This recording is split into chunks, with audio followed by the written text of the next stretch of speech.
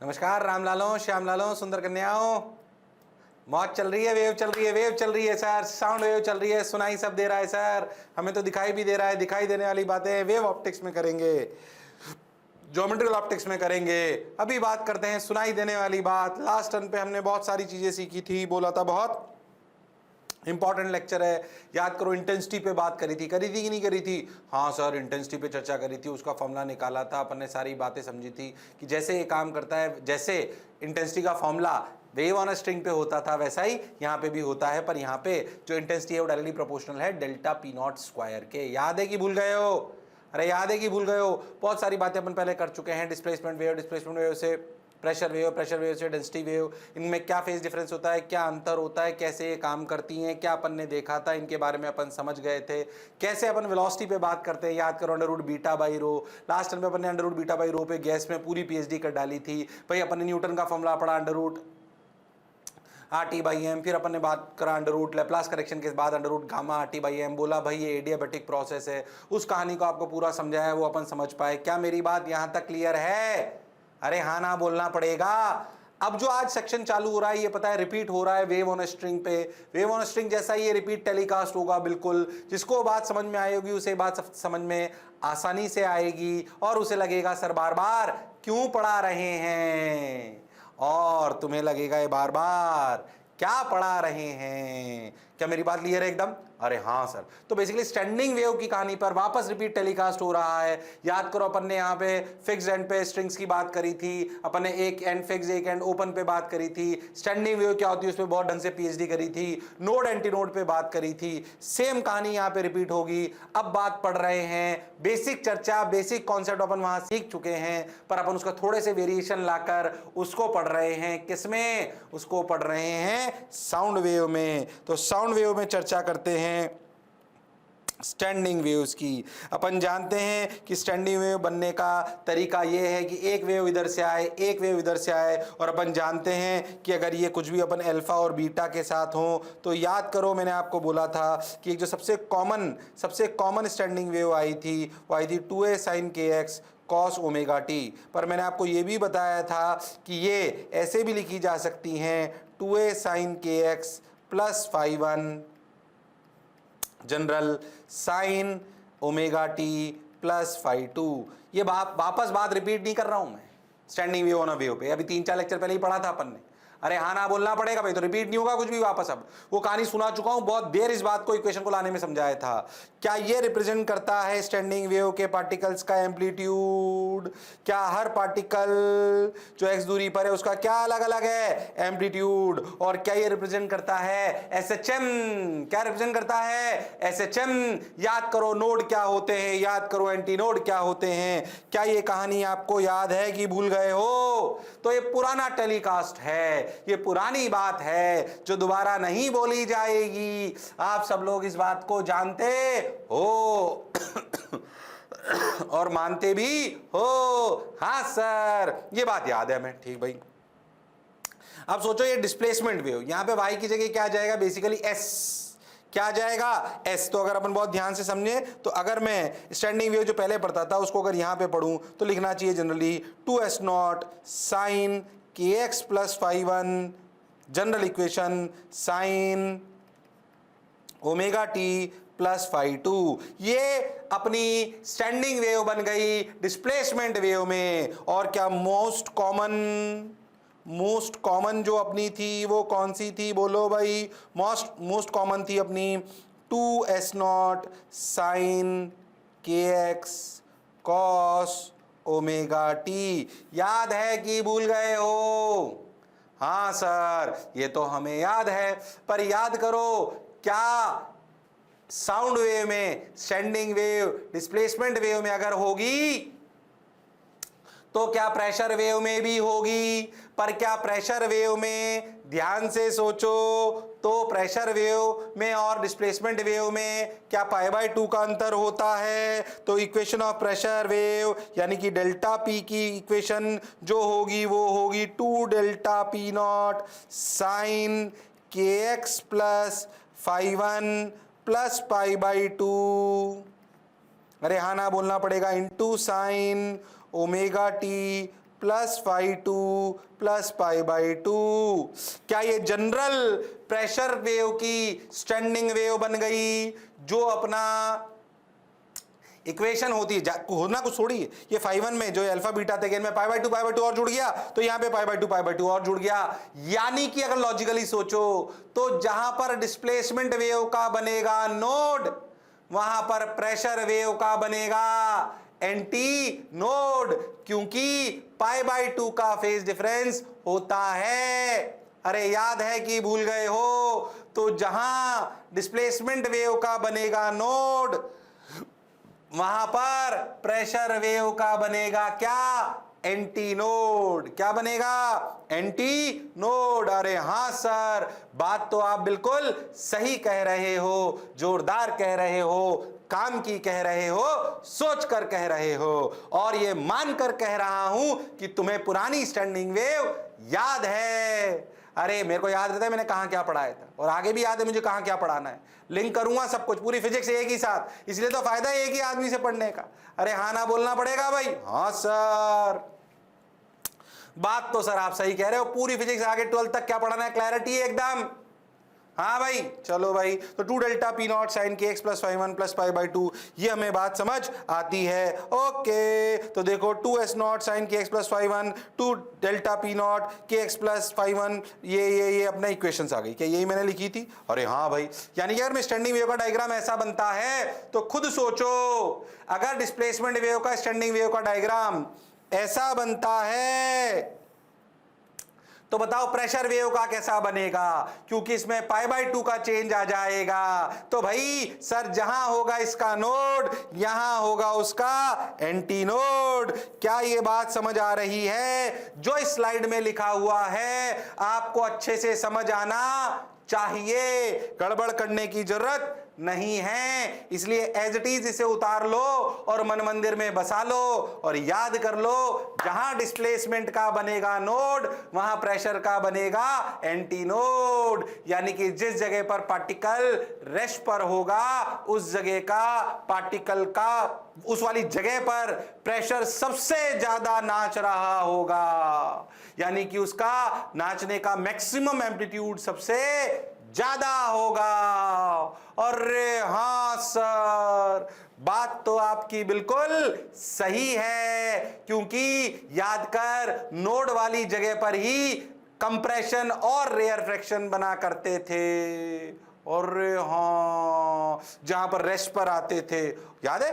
अगर ऐसे वेव चलती थी तो याद कर यही वो जगह होती थी जहां पर कंप्रेशन और रेयरफेक्शन बना करते थे, इसलिए तो वहां पर प्रेशर का सबसे ज्यादा वेरिएशन होता था। इसका मतलब जो पार्टिकल रुका हुआ है उस जगह प्रेशर का सबसे ज्यादा वेरिएशन है। मैथ्स भी हमें बताती है, कॉमन सेंस भी हमें ये बताता है, इसलिए जो इस स्लाइड पे लिखा हुआ है हमें याद होना चाहिए। शर्माने की, घबराने की, डरने की आवश्यकता नहीं, दिमाग चलाने की आवश्यकता है। ये सब किताब से समझ आने वाला नहीं है। ओके सर, ये कहानी समझ आ गई सर। इस कहानी के लिए हमें पुरानी स्टैंडिंग वेव आनी चाहिए, जो अपन ने बहुत डिटेल में और ढंग से पढ़ी थी, और उस बात को अपन ने यहाँ पे रिप्लिकेट करा है। सही बताऊं तो उन्हीं लेक्चर से रिपीट टेलीकास्ट होगा। बार बार कह रहा हूं, ये सारे चैप्टर एक साथ होने चाहिए। SHM, wave, sound wave, wave optics, electromagnetic induction का कुछ पार्ट, एसी, इलेक्ट्रोमैग्नेटिक वेव्स। अरे हाँ ना बोलो भाई। इसलिए जब वो चालू करूंगा 12th वाला पोर्शन तो आपको बोलूंगा कि भैया ये पढ़ के आना, भैया ये पढ़ के आना। चलो भाई, ओके सर, बात समझ आ गई सर। अब याद कर, हमने एक चीज पढ़ी थी यहाँ पे, याद करो कि जब भी कोई वेव ऐसे, याद करो, फिक्स्ड एंड से पलट के आती थी तो याद करो वो ऐसे आ जाती थी। याद है? भूल गए हो? अरे हाँ सर। और याद करो, कभी भी कोई वेव अगर ऐसे फ्री एंड से पलट के आती थी तो याद करो वो ऐसे ही आ जाती थी। अरे याद है कि भूल गए? भूल गए। याद है कि भूल गए? When a wave reflects from denser medium, when a wave reflects from denser medium, क्या it shows a pi का phase change? अरे हाँ सर, pi phase change। जब डेंसर से आते हैं, और जब रेयर से आते हैं तो जीरो का फेस चेंज। याद है कि भूल गए? ये कहानी वहां थी, ये डेंसर ये रेयरर। याद है? भूल गया है? याद है सर। साउंड में याद रखना, साउंड में इसका बिल्कुल उल्टा होता है। पहले तो याद करने का टेक्निक समझ लो। साउंड में इसका बिल्कुल उल्टा होता है कि जब डेंसर मीडियम से टकरा कर आएगी तो कोई फेस चेंज नहीं होगा, और जब रेयरर से टकरा के आएगी तो फेस चेंज होगा। याद रखें, कहानी ऑफ टकराना इन साउंड वेव्स इज उल्टा ऑफ इन स्ट्रिंग वेव्स। जिससे टकराने पर वहां पर पाई का चेंज आता था, यहां पर पाई का चेंज नहीं आएगा। यानी कि समझें कि अगर लूप कंप्रेशन को अगर मैं ऐसा लूप मान लूं तो कंप्रेशन डेंसर मीडियम से टकराने के बाद वापस कंप्रेशन ही आएगा। कैसे? थोड़ा फील करने का प्रयास करो। मान लो कंप्रेशन आया, देखो ये कंप्रेशन है, कंप्रेशन है। अब एक फील करना, एक बात को समझना, यहां पे जो पार्टिकल है ना ये इससे बड़े बड़े डेंसर, ऐसा समझो, फील करने का प्रयास करो। ठीक, तो ये छोटे से पार्टिकल इनको धक्का दिया, इधर बड़ों को, बड़े ब्लाट कोई लेना देना नहीं है, निकल ले अपने रास्ते, ये ले नहीं बड़े वाले डेंसर है, तो इन्होंने वापस इनको ऐसे धक्का दे दिया उसी इंस्टेंट पे। फील करने का प्रयास करो ऐसे। अच्छा, तो जो कंप्रेशन आया था उसको इधर से भी दबा दिया डेंसर ने वापस, और धक्का और दे दिया, तो ये कंप्रेशन वापस कंप्रेशन की तरह ही लौटा। देख देख, ये देख, वापस कंप्रेशन की तरह ही लौटा।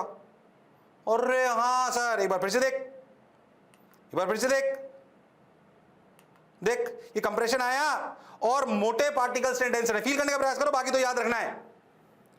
कंप्रेशन को वापस कैसा ही लौटा दिया, कंप्रेशन कैसा लौटा दिया, कंप्रेशन। ये क्योंकि मोटे पार्टिकल ने बोला हम तेरे को हिलने नहीं देंगे, हम नहीं हिल रहे भाई, तुम अपने दबते हुए आए हो, हमने भी दबा दिया, मोटे हैं क्योंकि हम। अरे हाँ ना बोलो यार, ऐसे फील करो, बाकी तो याद रखना ही है। यानी कि साउंड वेव में क्या याद रखना है? साउंड वेव में याद रखना है कि साउंड वेव में याद रखना है कि क्या? From denser medium, reflection from denser medium shows zero phase difference. इसका क्या मतलब है? Means compression returns as compression. Okay, zero phase difference का मतलब है, एंड रेयर फ्रैक्शन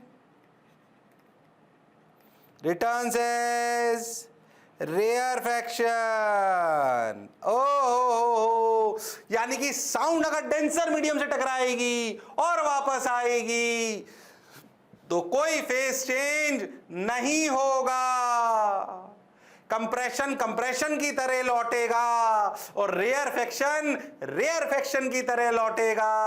यह बात याद होनी चाहिए। यह बात उल्टी है वेव ऑन अ स्ट्रिंग से। ये एक डिफरेंस है। जब रिफ्लेक्शन पढ़ा जाए साउंड और मतलब लॉन्गिट्यूडनल और ट्रांसवर्स में, तो ये अंतर आपको समझ आना चाहिए कि जब डेंसर से साउंड टकरा कर आएगी तो याद रखना है, फील आ जाए तो ठीक, मैंने तो प्रयास कर लिया, बाकी याद रखना है आप। अरे हाँ ना बोलो भाई, काम उससे बन जाएगा, कोई सवाल कोई नहीं अटकेगा। अरे हाँ ना बोलो भाई, अरे सोच लो। ओके सर, बात समझ आई सर, मैंने समझने का प्रयास कर भाई, मोटे पार्टियों ने बोला हम नहीं लेंगे, बोलो क्लियर? ओके चलो भाई, ठीक है भाई, ओके भाई। अब देखो नेक्स्ट, अगर रेयरर की बजाय वेव आए डेंसर से, वेव कहां से आए, डेंसर से, ओके, और टकराए रेयरर मीडियम पर, तो पहले प्रयास करो, वैसे तो हम जानते हैं उल्टा होगा, यानी कि इसमें पाई का चेंज आएगा, reflection from rarer medium shows, याद तो कैसे करना है, सुन लो, उल्टा होगा, shows pi phase change means, feel अभी करा दूंगा, means compression returns as rarefaction and vice versa. Okay sir, बात समझ आई सर, याद भी रहेगा सर। देखो कैसे, थोड़ा सा फील करो, ये कंप्रेशन गया, अब समझना, यहां पे जो पार्टिकल है ना, ध्यान समझना, यहां जो पार्टिकल थे क्या छोटे छोटे थे, फील करना थोड़ा सा ध्यान से, यहां जो पार्टिकल थे छोटे छोटे थे इनसे, ओहो, क्या जब रेयरफेक्शन कंप्रेशन आएगा तो ये जो लास्ट वाली लाइन है, ये वाली लाइन, ये इनको दबा देगी, रेयर मीडियम का, और थोड़ा अंदर घुस जाएगी। ओके, फील करो, ये देखो, ये घुस गई, ये, और हाँ सर, तो क्या यहां पे ये खाली जगह क्रिएट हो गई, एक लेयर अंदर घुस गए समझो। अब जो छोटे पार्टिकल उन्होंने धक्का तो मारा, अब उन्होंने जो धक्का मारा उसमें एक जगह वैक्यूम क्रिएट हो गया, यानी कि रेयरफेक्शन क्रिएट हो गया, आया क्या था, कंप्रेशन। अब सोचो जाएगा क्या, रेयरफेक्शन। और हाँ सर, बोलो क्लियर है क्या, आया क्या था, कंप्रेशन, गया क्या, रेयरफेक्शन। क्या ये बात समझ आई है? इसलिए कहानी पूरी क्लैरिटी से समझ में आनी चाहिए। साउंड वेव में रिफ्लेक्ट करने का रूल उल्टा होता है वेव ऑन अ स्ट्रिंग से। ये अगर दिमाग में सेट कर लोगे तो कहानी अपने आप समझ आ जाएगी। जब डेंसर मीडियम से टकराएंगे तो compression reflects as compression, rarefaction reflect as rarefaction. ऐसे ही जब रेयरर मीडियम से टकरा के वेव वापस आएगी, याद है मोटी रस्सी पतली रस्सी करी थी, वही वाली कहानी है। हाँ, तो जब रेयर मीडियम से टकरा कर आएगी तो भाई रेयर मीडियम, रेयर डेंसर समझ रहे हो ना, डेंसर का मतलब जैसे मान लो एक तरफ वाटर ले लो और इधर ये एयर ले लो, तो ये रेयरर हो गई, है ना। ठीक सर, ऐसे तो भाई ऐसे डेंसर मीडियम से टकराकर वापस, जब रेयर मीडियम से टकराकर वापस आएगी तो कंप्रेशन लौटेगा रेयर फ्रैक्शन में, रेयर फ्रैक्शन लौटेगा कंप्रेशन में, मतलब इसमें पाई का चेंज आएगा। कहानी उल्टी है किससे, कहानी उल्टी है किससे, वेव ऑन अ स्ट्रिंग से। ये कहानी डिफरेंट है। तो कब पाई का चेंज आता है, कब नहीं आता, ये बात आपको साउंड वेव और वेव ऑप्टिक्स जब पढ़ोगे तब भी अंतर आएगा। ओके चलो, अभी याद रखना है, दिमाग में सेट रखना है, गड़बड़ करने की आवश्यकता नहीं है, घबराने की आवश्यकता भी नहीं है। ठीक है सर, बात समझ आई सर, अच्छा भी लगा सर, वाह वाह सर। अब क्या करें सर, सुनो मेरी बात, आगे चलो मेरे लाल। चलो भाई, रट लिया सर, याद हो गया सर, स्टैंडिंग वेव की बात भी समझ में आई सर। जहां नोड होगा डिस्प्लेसमेंट का, वहां एंटी नोड होगा प्रेशर वेव का। सर आपने रिफ्लेक्शन वाली कहानी भी समझा दी, ये भी सर हमें समझ आ गई। अच्छा सर, बहुत बढ़िया सर, ओके आ जाओ, अब आगे चलते हैं। देखो भाई, अब पता है कहानी किसी जैसी, पहले समझ लो ऑर्गन पाइप, बहुत काम की बात है। फ्लूट होती है ना तुम्हारी, देखी हो तुमने, बजा लेंगे बांसुरी, वो कुछ ऐसे ही काम करती है, टिंग टिंग टिंग टिंग, याद है, दबा दबा के करते हैं तो अलग अलग आवाज आती है, वो यही है, ऑर्गन पाइप्स ही कहते हैं उनको। ये बिल्कुल वैसी कहानी है जो अब सुना रहा हूं, सिमिलर कहानी। उस बच्चे को बिल्कुल लगेगा सर रिपीट क्यों कर रहे, सिमिलर कहानी as in fixed end strings and one end free string. याद है, first overtone, second overtone, third overtone, same कहानी है। आप पहले एक बात समझो, अपन दो टाइप के ऑर्गन पाइप, मतलब जिनमें साउंड ट्रेवल कराएंगे। फ्लूट वो नहीं है तो बंद कर देते हैं, टक टक टक आवाज आती है, तंबूरा टाइप चीजें होती है। रावण था सुनाओ कभी तुमने, वो जो आवाजें आती ना ऐसे खोखले ड्रम टाइप चीजों में, हाँ उन्हें ऑर्गन पाइप बोल रहे हैं। आप ऐसा समझो, कभी ड्रम में आवाज करियो, अरे है कि नहीं, ये वो वाली कहानी और बहुत काम आती है आगे, ठीक है भाई। उन्हें ऑर्गन पाइप टाइप चीज बोलते हैं। उनकी दो वैरायटी अपन लेते हैं। Closed organ pipe, closed organ pipe वाले नहीं था दोनों तरफ से बंद है, नहीं तो आवाज कैसे भेजोगे अंदर, अरे यस और नो। क्लोज ऑर्गन पाइप का मतलब क्लोज फ्रॉम वन एंड, और ओपन ऑर्गन पाइप का मतलब ओपन एट बोथ एंड्स। पहली बात ये समझो आप, open organ pipe open from both ends, and close organ pipe समझ लो वो जो अपन फ्लूट बजाते हैं, वो ऐसा रावण था जो बजाते हैं, बहुत सारे इंस्ट्रूमेंट जो खोखले होते हैं जिनमें आवाज आती है टन टन टन, ये सब वो हैं। बोलो क्लियर है क्या, अरे हाँ ना बोलो। क्लोज ऑर्गन पाइप मतलब एक तरफ से क्लोज्ड, ओपन ऑर्गन पाइप मतलब दोनों तरफ से ओपन। मैं तुम्हें बताऊं, ओपन ऑर्गन पाइप के फॉर्मूले बिल्कुल वैसे होंगे, ये होगा सिमिलर टू, अभी बता दूं, इसे तू ही फॉर्मूले निकालेगा धीरे धीरे करके, similar to both fixed ends in string. इसके फॉर्मूले बिल्कुल वैसे होंगे जो, याद करो दो फिक्स एंड्स की स्प्रिंग थी, याद करो उसमें फंडामेंटल फ्रीक्वेंसी थी 1/2L√T/μ, याद है, भूल गए, अरे हाँ। और ये होगा similar to, formula similar to, अभी समझ में आने लगेगा, similar to one free end string. ऐसे होंगे अभी फॉर्मूले, देखना तुम खुद ही बनाओगे, वही रिपीट टेलीकास्ट आने वाला है। पहले समझो, क्लोज ऑर्गन पाइप और ओपन ऑर्गन पाइप, दो ऐसे पाइप हैं जिनमें अपन साउंड वेव चलाएंगे तो डिस्प्लेसमेंट वेव भी बनेगी, प्रेशर वेव भी बनेगी, बनती डेंसिटी वेव भी है, उसको ज्यादा नहीं करते हैं, प्रेशर वेव जैसे बनेगी वैसे ही डेंसिटी वेव बनेगी। अरे हाँ ना तो बोलो, अरे सोच लो। ओके सर, बात समझ आई सर, वाह वाह सर, ओके सर।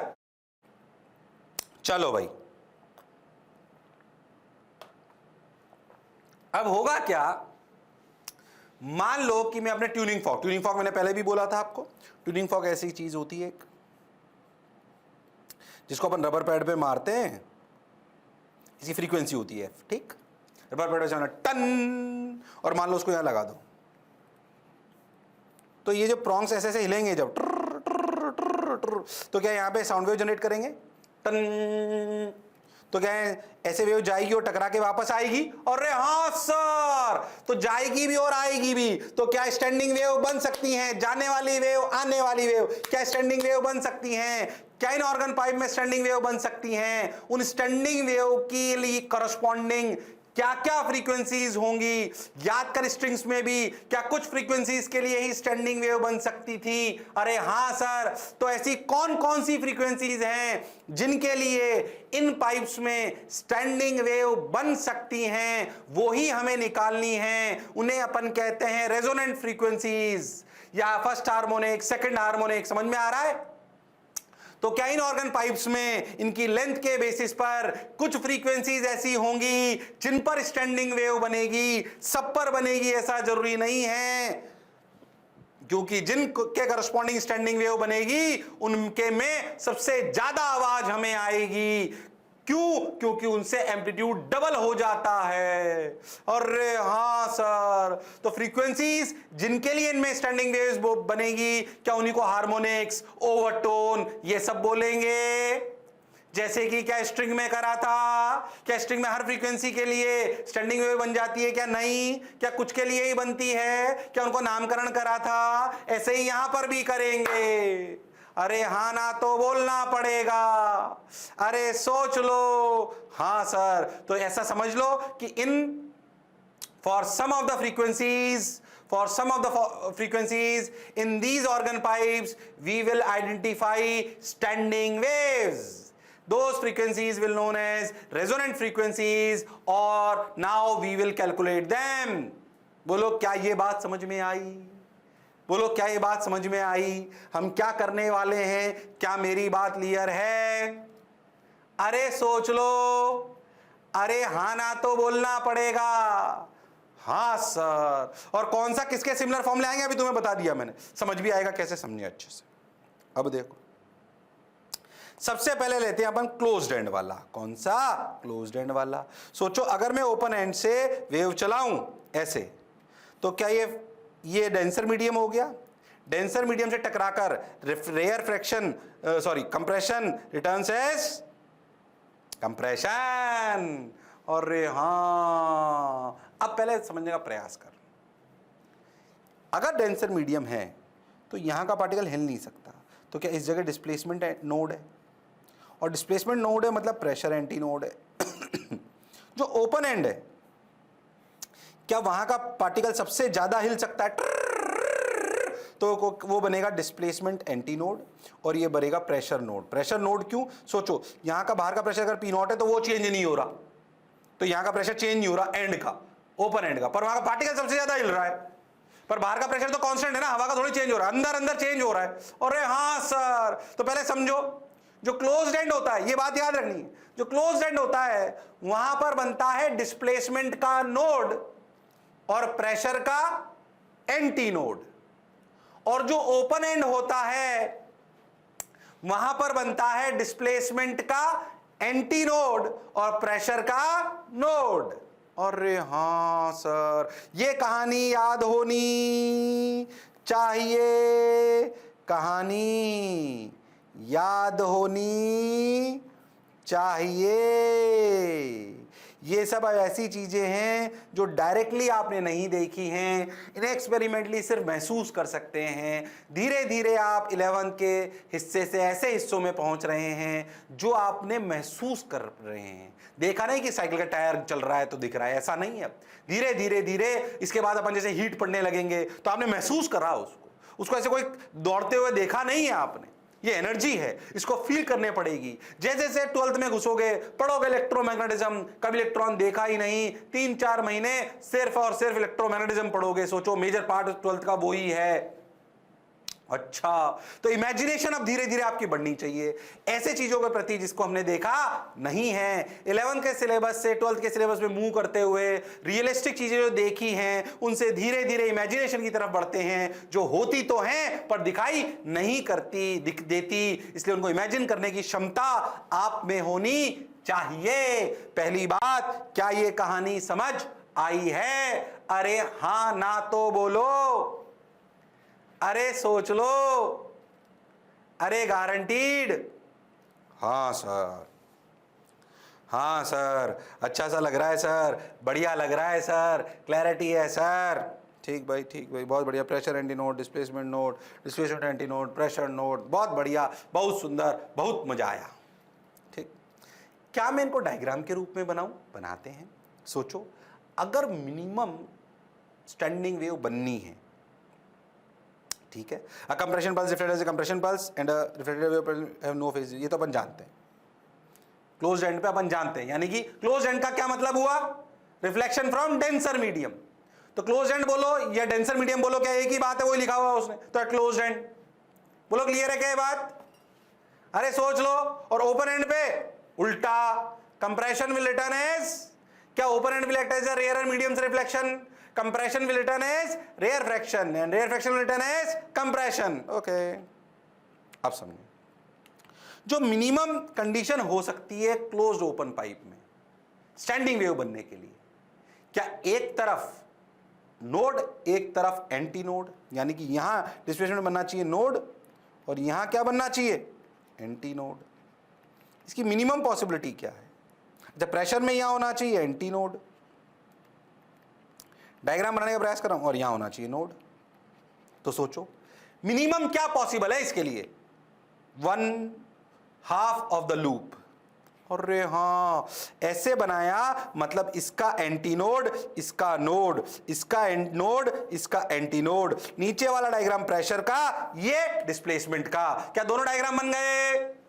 पर अगर इस ट्यूब की लेंथ L है तो ये बात क्लियर है कि L बराबर λ/4 है।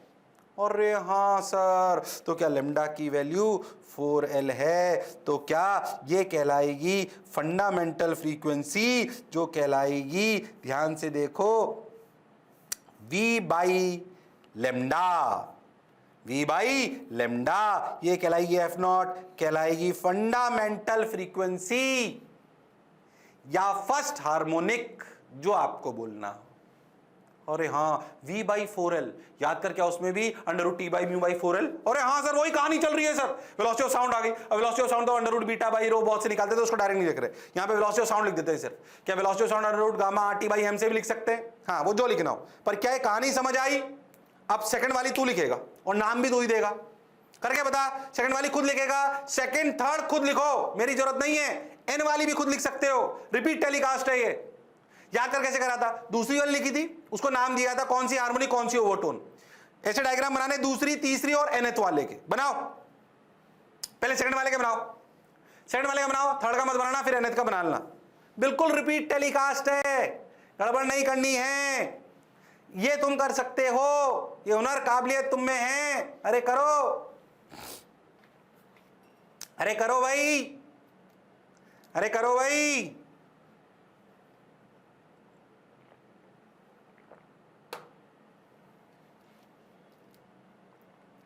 अरे बताओ भाई, अरे बता दो ऐसे क्या कर रहे हो? कर पाए सेकंड वाला? कर पाए सेकंड वाला? लो भाई सेकंड वाला, ओ एक लूप बढ़ गया सर, इसका देखो बना पाए? अरे बना पाए क्या? एल बराबर 3 लेमडा बाई 4, हाँ सर। क्या ये बना पाए थे सेकंड वाला? अरे हाँ ना तो बोलना पड़ेगा, बोलो। तो फ्रीक्वेंसी क्या हुई? फ्रीक्वेंसी हुई velocity of sound by 4L 3 Vs by 4L। क्या ये 3 टाइम्स एफ नॉट है? क्या ये थर्ड हार्मोनिक कहलाएगी? क्या ये फर्स्ट ओवरटोन कहलाएगी?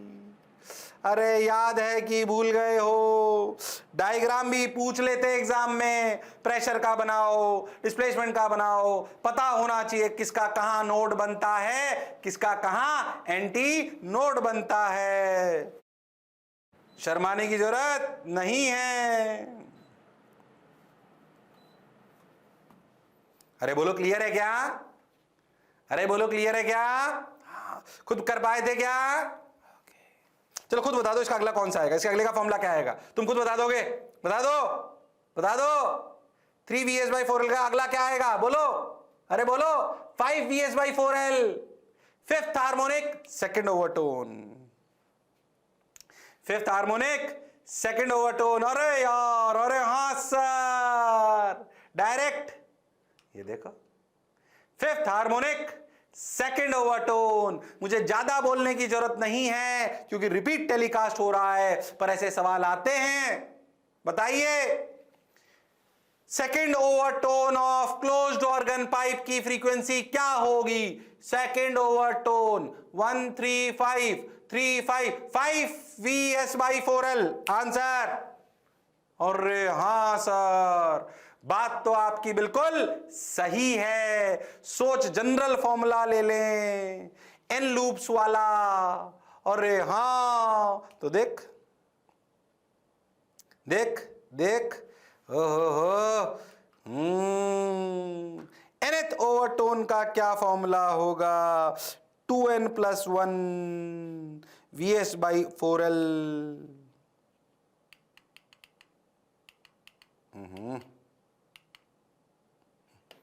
ये कहलाएगी nth ओवरटोन या कहलाएगी 2n + 1th हार्मोनिक। अब बोलो, क्या ये पूरी कहानी, इसे दोबारा उतारने की जरूरत नहीं है, तुम उतार चुके हो पहले 1 2 3। क्या nth ओवरटोन समझ में आती है? अरे हाँ ना बोलना पड़ेगा। चाहो तो इसका डायग्राम बना सकते हो, देखो कैसे। चाहो तो इसका डायग्राम बना सकते हो, देखो कैसे।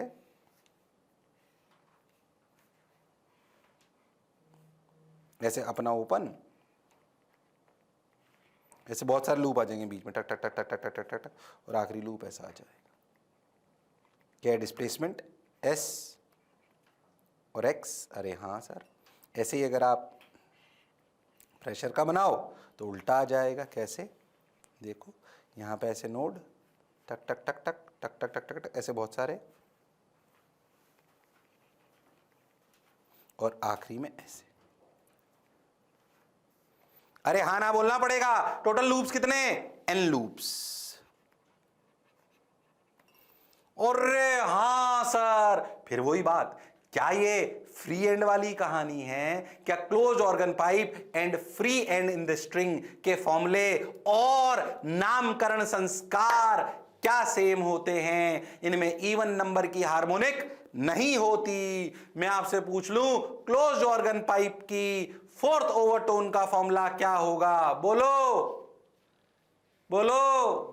फोर्थ ओवरटोन यानी कि 9vs/4l, 9vs/4l। तो डायरेक्ट सवाल आते हैं, डायरेक्ट ऐसा सवाल आ सकता है कि भैया एक ये है ऑर्गन पाइप है, क्लोज ऑर्गन पाइप है, मान लीजिए इसकी लेंथ 20 सेंटीमीटर है, बताइए इसकी सेवंथ हार्मोनिक क्या होगी अगर वेलोसिटी ऑफ साउंड 330 है?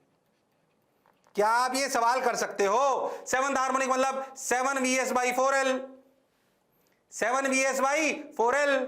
फॉर्मूला लगाइए, आंसर पाइए, फॉर्मूला लगाइए, आंसर पाइए। डरने की बिल्कुल जरूरत नहीं है। क्या मेरी बात समझ आ रही है? अरे हाँ सर, बात तो सर आप सही कह रहे हो। तो अगर क्लोज ऑर्गन पाइप के सवाल आ जाएं, कौन सी हार्मोनिक, कौन सा ओवरटोन, कौन सा क्या अपन निकाल सकते हैं? अरे हाँ ना तो बोलना पड़ेगा। अरे सोच लो। Okay sir, got your point sir, बात समझ आई सर, ठीक है सर। अब बोलो क्लोज ऑर्गन पाइप के बाद कौन सा पाइप आएगा?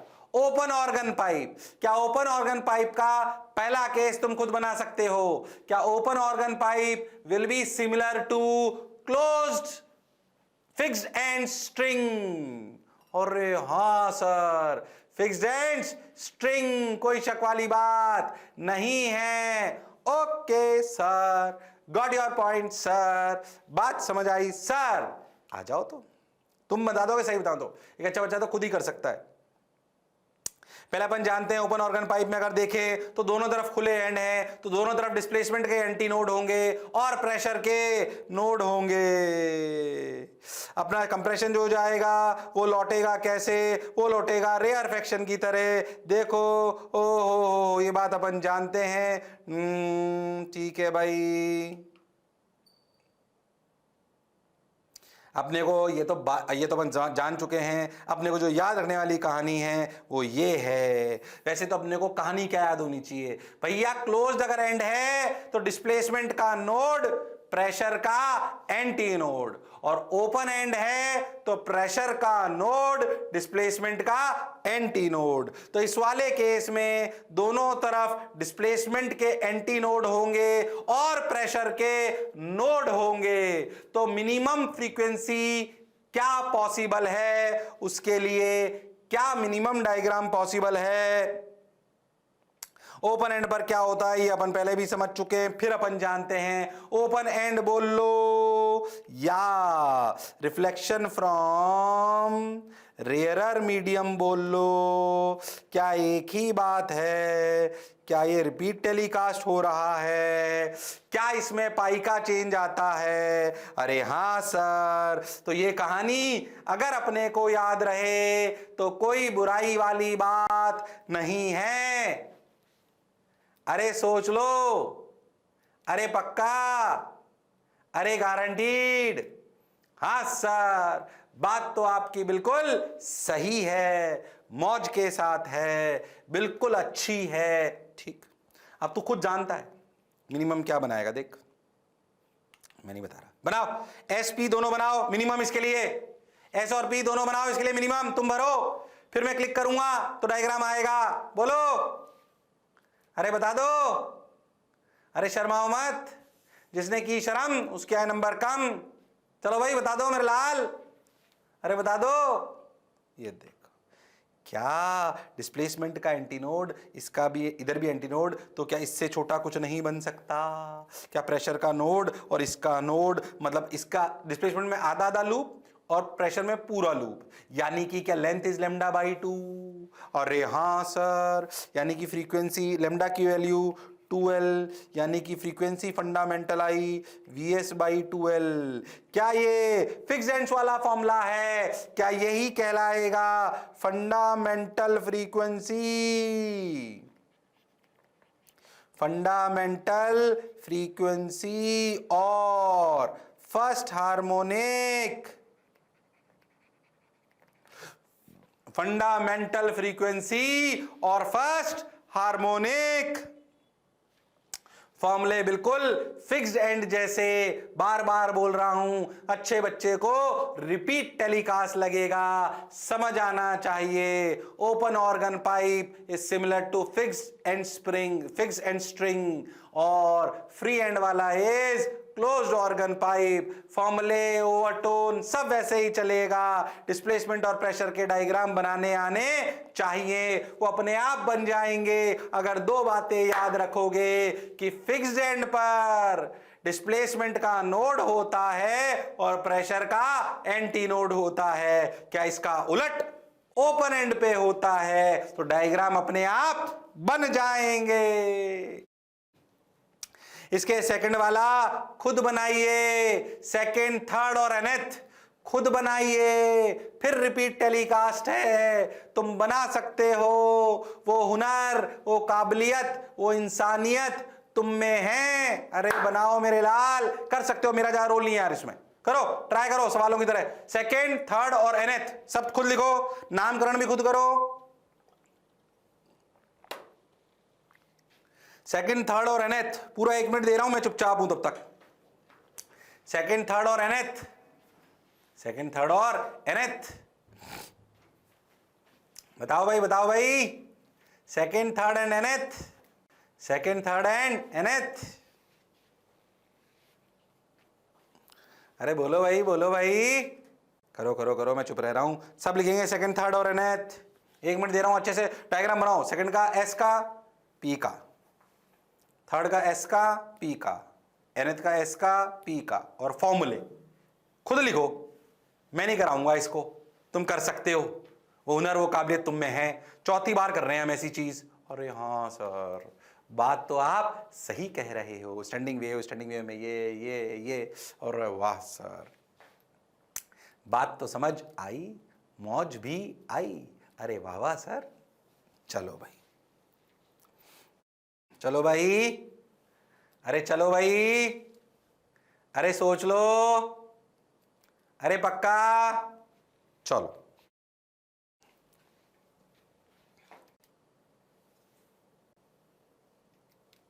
अरे बोलो भाई,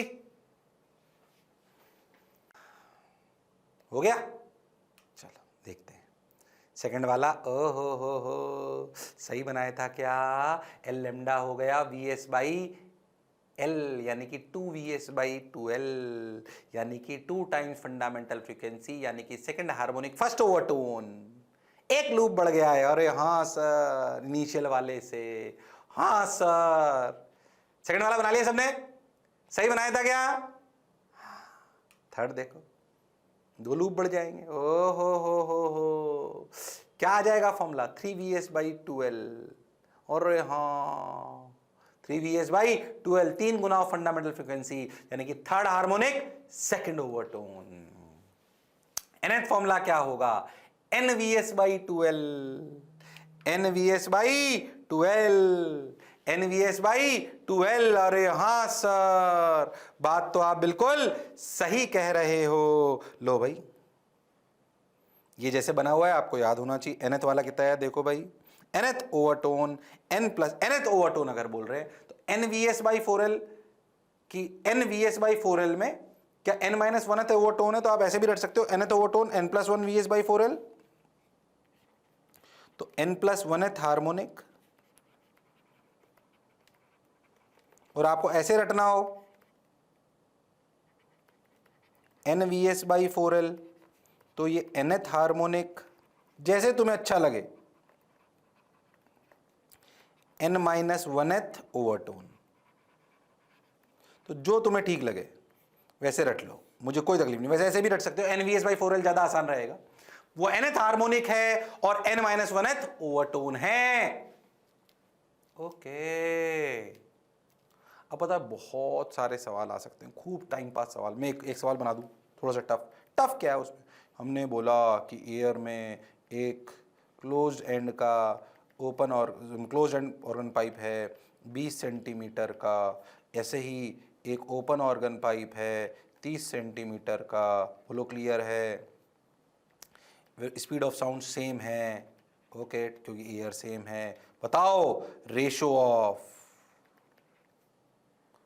ऑफ सेकंड ओवरटोन, इसे 1 मान लो, इसे 2 मान लो। Second overtone in 1 upon third overtone in 2। मुझे बताओ क्या ये सवाल तुम लोग कर सकते हो? मैं करा नहीं रहा हूं, ऐसे ही बना दिया, मेरी इच्छा हुई सवाल बना दिया, उसमें क्या है? क्या तुम ये सवाल कर सकते हो? फॉर्मूला लिखना आना चाहिए। Closed organ pipe second overtone 1 3 5 5 Vs/4L, okay. Third overtone in 2 यानी कि 4 Vs/2L। अरे हां सर, रेशो ले लो, आंसर आ जाएगा। इसमें ऐसी कोई खास बात नहीं है। पता है ऐसे सवाल 1 2 की अनंत अनंत, इनमें क्या है? करते रहो, बनाते रहो, सवाल करते रहो। इसमें कोई रॉकेट साइंस तो है नहीं। अरे हां ना तो बोलना पड़ेगा। अरे सोच लो, हां सर हां ना तो बोलना पड़ेगा। बात तो आप बिल्कुल सही कह रहे हो, मौज के साथ कह रहे हो। हाँ, क्या इस तरीके के सवाल चाहे स्टैंडिंग वेव ऑन स्ट्रिंग आ जाए या ऑर्गन पाइप में आ जाए, क्या हम कर सकते हैं? अरे हाँ ना बोलो, फॉर्मूले याद होने चाहिए, मतलब समझ आना चाहिए। और साउंड में 2 बातें याद रखना, closed end displacement node, pressure antinode. Open and displacement antinode, pressure node. Okay sir, got your point sir, बात समझ आई सर? ओके ठीक है भाई, समझ आ गया। अब क्या करें देखो भाई, ध्यान समझे, ध्यान समझो। एक्चुअली क्या हुआ, मैं एक बात बताता हूं। हमने क्या करा कि ऐसा समझो कि हमने कुछ प्रैक्टिकल बातें करी कि मान लो क्लोज एंड था, ठीक। अब क्या हुआ कि L बराबर λ/4, L हमें पता है, जो हमने फ्रीक्वेंसी चलाई वो भी हमें पता है, तो हमें वेलोसिटी ऑफ साउंड पता हो गई थ्योरेटिकली, पर प्रैक्टिकली भी हमें वेलोसिटी ऑफ साउंड पता थी। अब हमने एक बात महसूस करी कि जो थ्योरेटिकली आंसर आया वेलोसिटी ऑफ साउंड का, जैसे इसकी अगर बात करें तो फ्रीक्वेंसी इक्वल टू लिखा गया Vs/4L, यानी कि Vs की वैल्यू आई f4L। f हमने जिस ट्यूनिंग फॉर्क का लिया था वो हमें पता है, L हमें पता है, तो हमारी एक वेलोसिटी ऑफ साउंड आ गई। पर जो हमारी प्रैक्टिकल वेलोसिटी ऑफ साउंड थी is slightly less than theoretical. ऐसा हुआ, हमने महसूस करा, हमने ऐसा महसूस करा, ये हुआ प्रैक्टिकली कि जब हमने एक क्लोज ऑर्गन पाइप में थ्योरेटिकली एक वेलोसिटी ऑफ साउंड निकाली फ्रीक्वेंसी और λ/4 से, हमें पता था कि अगर ये वाली लेंथ है तो इसके कॉरस्पॉन्डिंग ये फ्रीक्वेंसी होनी चाहिए, उससे हमने स्टैंडिंग वेव जनरेट करी। पहली फ्रीक्वेंसी ऐसे समझो, एक ट्यूनिंग फॉर्क था, उसकी फ्रीक्वेंसी बढ़ाते गए, ठीक, उसकी फ्रीक्वेंसी बढ़ाते गए बढ़ाते गए बढ़ाते गए, तो पहली बार जब स्टैंडिंग वेव सुनाई दी या बनी तब हमने Vs निकाल लिया। अच्छा, क्या करा हमने? ऐसा समझो, हमने फ्रीक्वेंसी बढ़ाई ट्यूनिंग फॉर्क की, बढ़ाते गए बढ़ाते गए बढ़ाते गए, और जब पहली बार स्टैंडिंग वेव बनी तो हमें पता है फंडामेंटल फ्रीक्वेंसी है, तो हमें f पता है, हमें लेंथ पता है, हमने Vs निकाल लिया। पर ये जो Vs आया थ्योरेटिकल, ये प्रैक्टिकल से थोड़ा सा, प्रैक्टिकल जो है इससे थोड़ा सा छोटा आया। तो हमने सोचा यार कहीं तो कुछ गड़बड़ हो रही है। जब बहुत दिमाग लगाया गया तो पाया गया कि जो L एक्चुअल लेंथ होती है, वास्तविकता में जो इस, ये डायग्राम देखो मैं प्रेशर का बना रहा हूं, वास्तविकता में जो प्रेशर का एंटी नोड बनता है, सॉरी नोड बनता है, ये थोड़ा सा बाहर बनता है। इसको थोड़ा प्रैक्टिकली समझने का भी प्रयास करा गया कि जब कंप्रेशन या रेयरफेक्शन ओपन एंड पे आया तो क्या कुछ दूरी तक आगे गया, तभी तो वो बाहर वाले एटमॉस्फेयर से इंटरेक्ट करा, तभी तो बाहर वाले प्रेशर ने उसको अपोज करा और फिर वो अंदर आया। तो एग्जैक्टली जहां पर आपको फिजिकल एंड दिखता है उससे थोड़ा बाहर प्रेशर का नोड बनता है। ओके, ऐसा प्रैक्टिकल होता है। यानी कि जो एल मुझे दिखाई देती है उससे एल इफेक्टिव थोड़ी ज्यादा होती, ये प्रैक्टिकल सेटअप से पता पड़ा। एल इफेक्टिव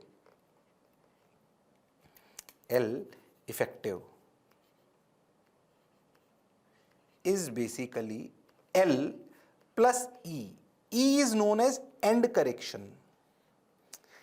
ओपन एंड पे आ रहा है ना, ये एंड करेक्शन कहां पे आएगा? ओपन एंड पे, क्लोज पे नहीं आएगा। उधर तो पार्टिकल जा ही नहीं सकता उधर, ये इधर वाला पार्टिकल ही तो बाहर ना आ सकता है। अरे हाँ सर, तो उधर करेक्शन आया है, प्रैक्टिकली देखा गया कि एल जो नापते हैं ना उससे थोड़ा सा ज्यादा अगर ले लो तो आंसर सही आने लगेंगे, तो उसे माना गया एंड करेक्शन। क्या माना गया? And correction. Okay sir, okay. यानी कि फॉर्मूलों में जो एल होना चाहिए ये एल इफेक्टिव होता है। अगर कुछ नहीं बोला हो तो एंड करेक्शन कंसीडर करने की जरूरत नहीं है, बोला हो या इनडायरेक्ट मैसेज दे रखा हो तभी कंसीडर करना है। ओके सर, बड़ी प्रैक्टिकल बात है। अब एंड करेक्शन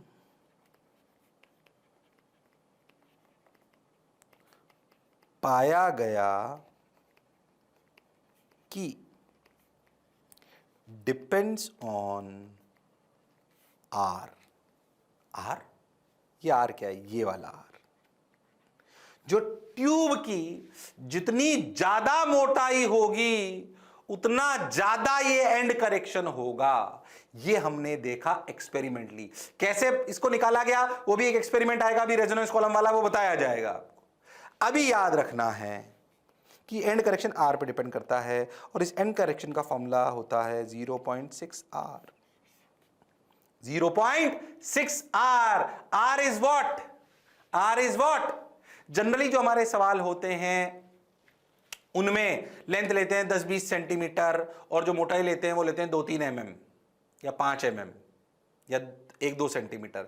ये 25, 30, 40, 50 सेंटीमीटर के कंपैरिजन में 1-2 सेंटीमीटर की कोई वैल्यू ज्यादा नहीं होती, इसलिए अपन एंड करेक्शन को नॉर्मली कंसीडर नहीं करते। पर सोचो कब हम इसको नेग्लेक्ट कर सकते हैं, सोच के देखो। जब एल काफी बड़ा हो आर से, then we can neglect end correction. समझ में आ रहा है ना? क्योंकि एल इफेक्टिव क्या होगा? एल इफेक्टिव होगा L plus e, that is L plus 0.6 R. अगर एल बहुत बड़ा हुआ आर से तो उसे कंसीडर नहीं करते। जो नॉर्मल सवालों में हम ऐसा ही मान लेते हैं। अगर किसी सवाल में आर ना दे रखा हो तो समझ लो उन्होंने ये मान लिया है, पर अगर दे रखा हो आर और वो कंपेरेबल हो तो आपको एल इफेक्टिव लिखना आना चाहिए और ऊपर के सभी फॉर्मूलों में एल को एल इफेक्टिव से रिप्लेस कर देना चाहिए फॉर मोर एक्यूरेसी। अच्छा, तो हमने ऑर्गन पाइप में एक नई चीज सीखी कि भैया जो अब हम प्रेशर का नोड मानते थे फ्री एंड पर, वो असलियत में फिजिकल एंड से पे ना होकर थोड़ा सा बाहर बनता है। जितना बाहर वो बनता है उसे एंड करेक्शन कहते हैं। उस एंड करेक्शन की वैल्यू 0.6 आर होती है। उस एंड करेक्शन की वैल्यू 0.6 आर होती है। अरे हां सर, नॉर्मली जब एल बहुत बड़ा होता है आर से तो हम इसे कंसीडर नहीं करते। ये कैसे 0.6 आर आया, ये भी आगे अभी एक एक्सपेरिमेंट आएगा जिससे ये निकाला गया था। अरे हां ना तो बोलना पड़ेगा। ओके सर, बात समझ आई सर। इस कहानी को उतार लो, जो समझ आया हो उसे समझो कि जब हमने वेलोसिटी ऑफ साउंड थ्योरेटिकल निकाली तो प्रैक्टिकल से थोड़ी सी डिफरेंस आई, और रिसर्च करने पे पता पड़ा कि प्रेशर का एंटीनोड फ्री एंड पे, फिजिकल एंड पे नहीं बनता है। नोड, प्रेशर का नोड फिजिकल एंड पे नहीं बनता, थोड़ा सा बाहर बनता है। जितना बाहर बनता है उसे एंड करेक्शन बोलते हैं, उसे छोटे ई से रिप्रेजेंट करते हैं। वो डिपेंड करता है रेडियस ऑफ द ट्यूब पे, जिसकी वैल्यू होती है 0.6 आर।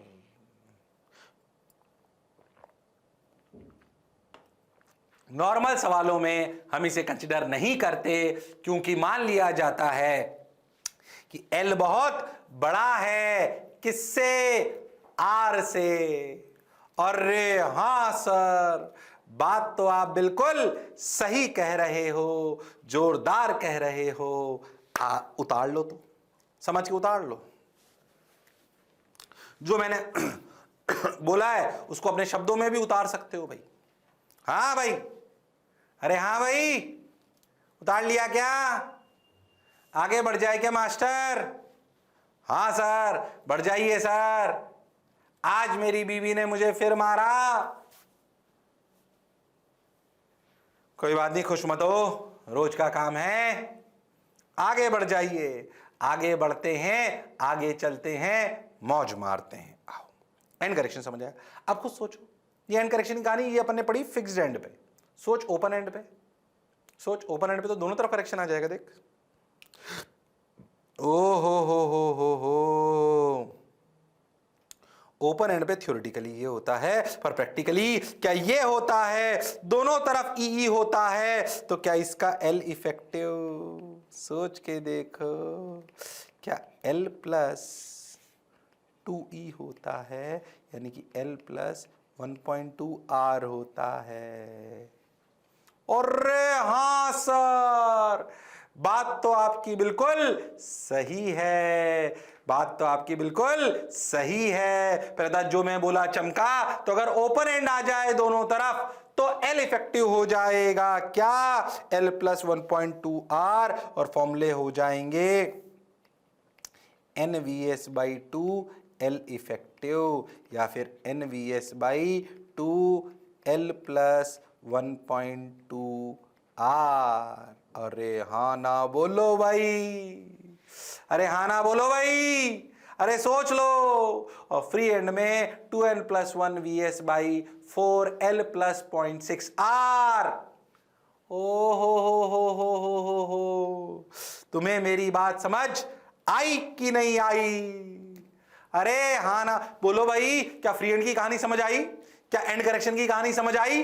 क्या ये एंड करेक्शन फ्री एंड वाली जगह पर आता है? कितना आता है हमें याद होना चाहिए, हमें याद होना चाहिए। ओके सर, बात समझ आई सर, मजा भी आया सर, वाह वाह सर। चलो भाई, ठीक सर। अब देखो, आपके 11th प्रैक्टिकल में है ये जो अब बताने वाला हूं।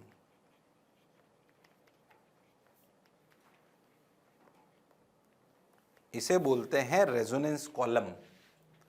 ये सेटअप ऐसा होता है जैसा आपको दिखाई दे रहा है। थोड़ा सा मैं आपको और समझाता हूँ। एक्चुअली ये थोड़ा सा एनिमेशन से ऐसे समझो, थोड़ा प्रैक्टिकली। एक पतली सी ट्यूब होती है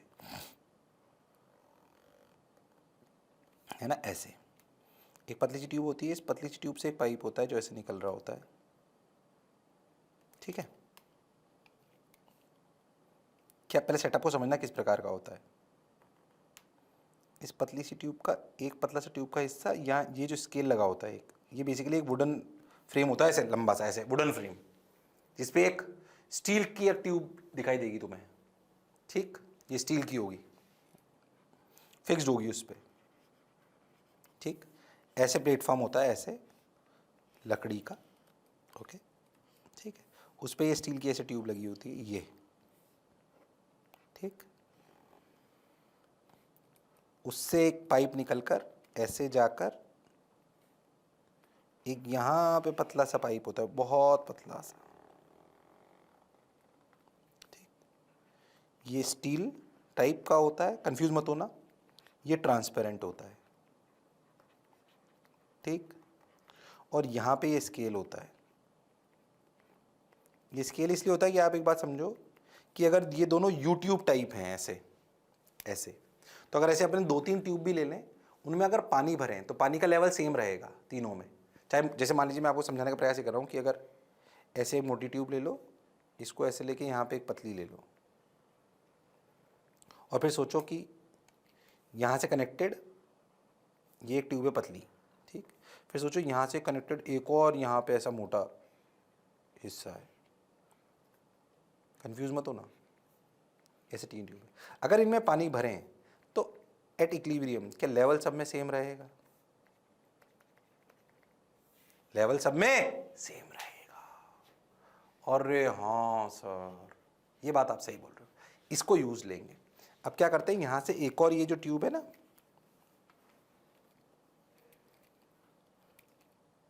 समझने का प्रयास करो।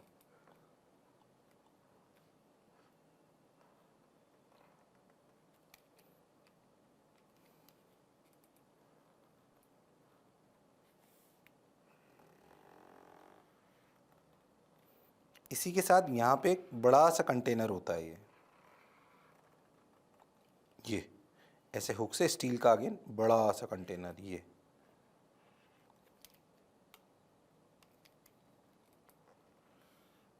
जिसमें फिर से ट्यूब से अपन कनेक्टेड है, बड़ा सा कंटेनर जिसमें पानी मोटा।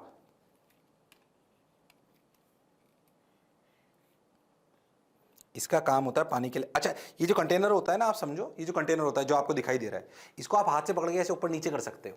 सेटअप को समझने का प्रयास करना। तो एक स्टील का ऐसे ट्यूब होती है जिसमें अपन टन टन करेंगे, ठीक है, और एक ऐसी ट्रांसपेरेंट ट्यूब होती है जिससे बेसिकली रीडिंग लेने का प्रयास करेंगे। ट्रांसपेरेंट यूज्ड फॉर रीडिंग, ठीक। ये स्टील का ट्यूब जो है, ये इसका यूज होगा basically act as closed organ pipe. Closed organ pipe, closed organ pipe कैसे, वो मैं भी आपको समझा दूंगा। और ये होगा changing level of water, for changing level of water. मैं एनिमेशन की बजाय थोड़ा डायग्राम बना के आपको समझाने का प्रयास कर रहा हूं। बोलो क्लियर है एकदम? अरे देखो अच्छे से समझने का प्रयास करो इसको, सेटअप को। ये act as a closed organ pipe, एक स्टील की फ्रेम है।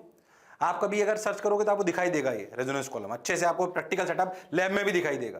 बोलो क्लियर? तो प्रैक्टिकल सेटअप देख लेना, भले यूट्यूब पे वीडियो पे डाल के देख लो, दिखाई देगा तुम्हें जो मैं कह रहा हूं। ये ट्रांसपेरेंट ट्यूब है, अपनी कुछ भी जो ट्रांसपेरेंट नली टाइप चीजें नहीं आती वो, ये स्टील का पाइप है जिसमें बेसिकली करेंगे। अब होता क्या है कि अपन क्या करते हैं, पहले समझने का प्रयास करो करते क्या है। अपन क्या करते हैं, ऐसा समझो कि इस जगह यहाँ पानी है, ये पानी भर दिया अपन ने, तो इस ट्यूब में कितना पानी है, ये ट्यूब में कितना पानी है, यहाँ से रीडिंग दिखाई दी जाएगी। ये स्केल है, ये है ना, यहाँ पानी नहीं है, स्केल है। थोड़ा अच्छे से बना देता हूँ। This is basically a scale.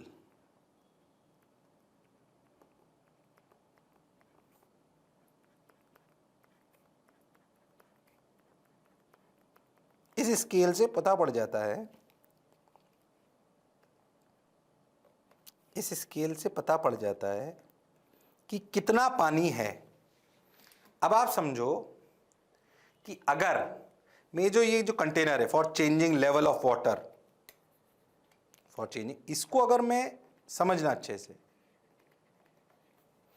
अगर इसको मैं ऊपर नीचे हिलाऊंगा तो इसमें पानी, सोचो इसमें पानी, जैसे मान लीजिए मैं इसको नीचे ले जाऊं, इस ड्रम को, इस वाले ड्रम को, तो लॉजिकली सोचो तो पानी का लेवल बराबर होने के लिए इनके लेवल्स में चेंज आ जाएगा। कैसे समझना, अगर मैं इसे नीचे ले जाऊं तो पानी नीचे आने का प्रयास करेगा। मतलब अगर मैं इस ड्रम को नीचे ले गया तो सोच के देखो, इस ड्रम को नीचे ले गया तो लेवल भी, लेवल जो पानी है वो इनमें से खाली होगा और इसमें भरने का प्रयास करेगा, पर इसका एरिया ज्यादा है, तो ये जो ड्रम है ये ऊपर नीचे करने पर क्या ये स्टील वाले पाइप में और ट्रांसपेरेंट पाइप में पानी के लेवल को ऊपर नीचे करेगा? लॉजिकली सोचो, हमने पानी भर लिया। अब सोचो हम ये जो बड़ा ड्रम है इसको ऊपर नीचे करें ऐसे, यहाँ पे हुक लगा हुआ है जिसपे नाच सकते हैं अपन, और नीचे से सब तीनों कनेक्टेड। अब सोचो इस वाले ड्रम को ऊपर नीचे करेंगे तो क्या लेवल इन स्टील वाटर, क्या level in steel tube of water will change. क्यों?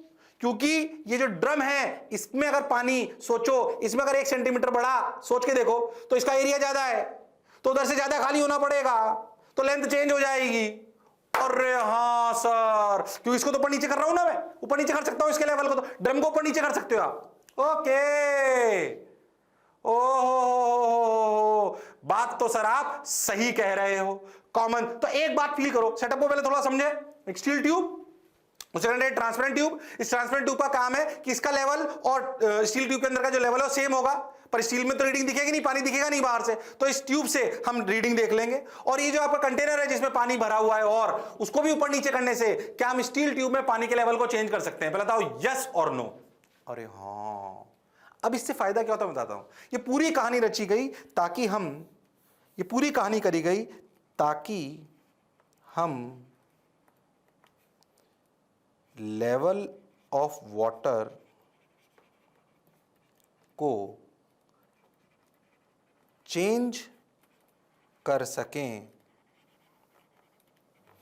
इन स्टील ट्यूब, और वी कैन से length for closed organ pipe because water act as fixed end। ये जो एरिया, ये जो जगह है, ये क्लोज्ड ऑर्गन पाइप की तरह एक्ट कर रहा है। Act as closed organ pipe, जिसकी लेंथ चेंज कर सकते हैं। बोलो क्यों? क्यों? क्योंकि वाटर के लेवल को ऊंचा नीचे कर सकते हैं। क्यों? क्योंकि अपने सेटअप ऐसा बना रखा है। अरे हाँ सर, बात तो आप बिल्कुल सही कह रहे हो। ये सेटअप यूज लेते हैं वेलोसिटी ऑफ साउंड निकालने के लिए एयर में, विद ऑल द प्रिकॉशंस।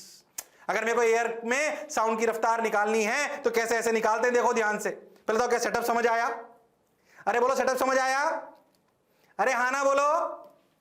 हाँ सर, सही सा लग रहा है सर, बात समझ आ रही है सर।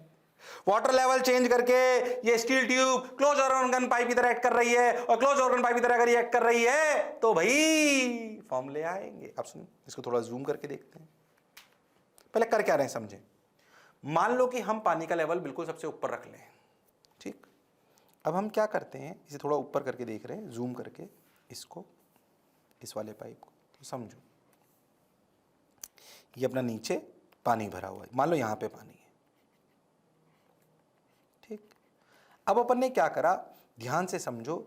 मान लो इसका रेडियस आर है, तो सोचो हम क्या कर रहे हैं, पानी का हम क्या कर रहे हैं, अपना ट्यूनिंग फॉर्क, हमारा जो ट्यूनिंग फॉर्क होता है ना, जिसको मैंने पहले बताया था, उस ट्यूनिंग फॉर्क को हम ऐसे रख रहे हैं। देखो ये अपना आर ऐसे, ये उसको टन टन बजा रहे हैं, तो क्या है स्टैंडिंग, क्या है फ्रीक्वेंसी जाएगी। हाँ, अब होता क्या है, ऐसे टन, पानी को ऊपर रखते हैं, काफी ऊपर रखते हैं, मान लो सबसे पहले ऊपर रखा, अब ऐसे टन। जब स्टैंडिंग वेव होती है ना, तो सोच के देखो होगा क्या। स्टैंडिंग वेव जब बनेगी, अपने टन करा, मान लो स्टैंडिंग वेव नहीं बनी, अपने पानी के लेवल को हटाया, फिर टन, फिर स्टैंडिंग वेव नहीं बनी। सर मुझे ऐसे बता पड़ेगा स्टैंडिंग वेव बनी, आवाज से। किससे? आवाज से। सोच के देखो, जब स्टैंडिंग वेव बनती है तो ओपन ऑर्गन पाइप में क्या प्रेशर एंटीनोड होता है। ओहो, यानी कि स्टैंडिंग वेव जो बनेगी, तो अगर आप कान इस वाले ओपन एंड की तरफ पास रखो तो आपको आवाज बहुत तेज सुनाई देगी, अगर स्टैंडिंग वेव बन गई तो। ऑन फॉर्मेशन ऑफ, अगर अपन अपना कान यहां लगा लें, सो ऑन, ये वाली बात तो समझ गया, अब इसे हटा देता हूं।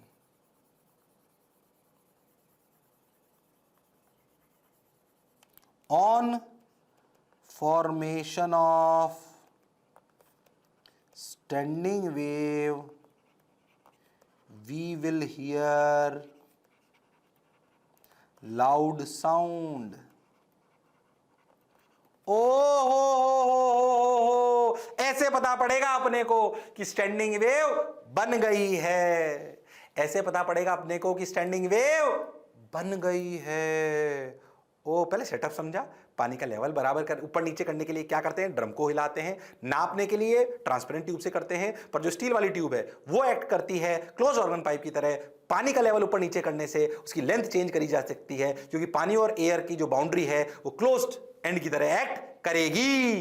ओके, और टन करके लेवल घटाते जाओ, टन करो, टॉप से पे लेवल भरा रखो, फिर लेवल को घटाते जाओ। कैसे घटाना है उसको, ऊपर नीचे करके। अरे हाँ, तो लेवल को घटाते जाओ, जिस जगह मैक्सिमम आवाज आ जाए, जिस जगह मैक्सिमम आवाज आ जाए।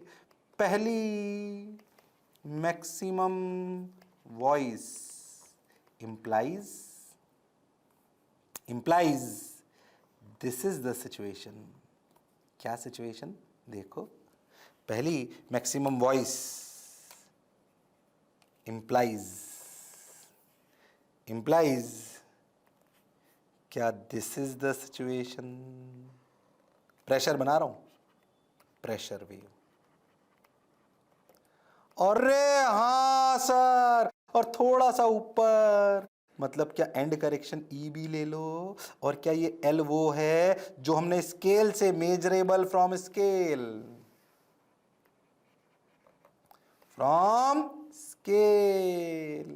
देयरफॉर। अरे हाँ सर, बात तो आपकी बिल्कुल सही है। ओहो हो, अब इस बात को फिर रिपीट करो एक बार। अब देखो, ध्यान समझना। सेकेंड मैक्सिमम वॉइस पर क्या होगा, सोच के देखो। क्या ये, सोच के देखो, सेकेंड मैक्सिमम वॉइस पे और नीचे तक, यानी कि शायद यहां तक पानी आ चुका होगा। टक टक टक टक टक टक टक टक टक टक। तो सिचुएशन कुछ ऐसी हो गई होगी, देखो। अरे हाँ ना बोलो भाई, फिर से ई ऊपर। तो मान लो ये लेंथ थी L1, ये लेंथ थी L2। क्या ये L1 L2 एक्सपेरिमेंटली निकाली? अरे हाँ सर, क्या फ्रीक्वेंसी, ओ हो, दोनों ट्यूनिंग फॉर्क दोनों बार सेम था, तो ठीक। तो क्या लिखा गया, ध्यान से समझना। इस वाले के लिए फॉर्मूला क्या लिखा गया, गड़बड़ मत करना। देखो, इसके लिए फॉर्मूला लिखा गया F इक्वल टू, इसके लिए लिखा गया V बाई, यानी कि velocity of sound into 4 L plus E, L1 plus E. Yes और नो? L1 हमने एक्सपेरिमेंटली निकाला है, ओके। ऐसे इसके लिए क्या लिखा गया, F equal to VS by 4 L2 plus E. अरे हाँ सर, बात तो आपकी बिल्कुल सही है। अब खुद सोच, क्या इसमें F पता है? हाँ। क्या L1 पता है? हाँ। क्या L2 पता है? हाँ। क्या F पता है? हाँ। क्या इन दोनों इक्वेशन में VS and E are variable? तुम्हें मेरी बात समझ आई कि नहीं आई? अरे आई कि नहीं आई? आई सर। क्या VS और E दोनों निकल आएंगे प्रैक्टिकली? और E क्या वो एरर था? और जब उस E को देखा तो वो निकल के आया 0.6 R के बराबर। और VS जो उस समय की साउंड की रफ्तार होगी, किसमें? उस एयर में, वो निकल कर आएगी। कहानी जोरदार है, शानदार है, ध्यान से समझो। टाइम हो गया, टाइम हो गया। मैं इसी को दोबारा रिपीट करूंगा अगले टाइम पे, यहीं से बिल्कुल एग्जैक्ट इसी सिचुएशन से। अभी टाइम हो गया, इसे छोड़ रहा हूं। अरे आना बोलना पड़ेगा भाई। अरे सोच लो, यहीं से वापस शुरुआत होगी। इसको फटाफट रिवाइज करा के यहीं से कहानी चालू करूंगा। कहता जो मैं बोला क्या चमका, दोबारा से बताऊंगा आपको। हाँ, फटाफट रिवाइज करके, क्योंकि काम की बात है। तब तक चाहो तो एक बार यूट्यूब पर सेटअप देख लेना फटाफट से। हाँ रियल वाला फील आ जाएगी थोड़ी सी। अरे हाँ ना बोलो भाई, अरे सोच लो। हाँ सर, चलो भाई तो फिर मिलते हैं जोश और जुनून के साथ अगले टर्न पर। तब तक लड़ते रहिए पर पढ़ते रहिए। See you, sayonara, take care, bye bye.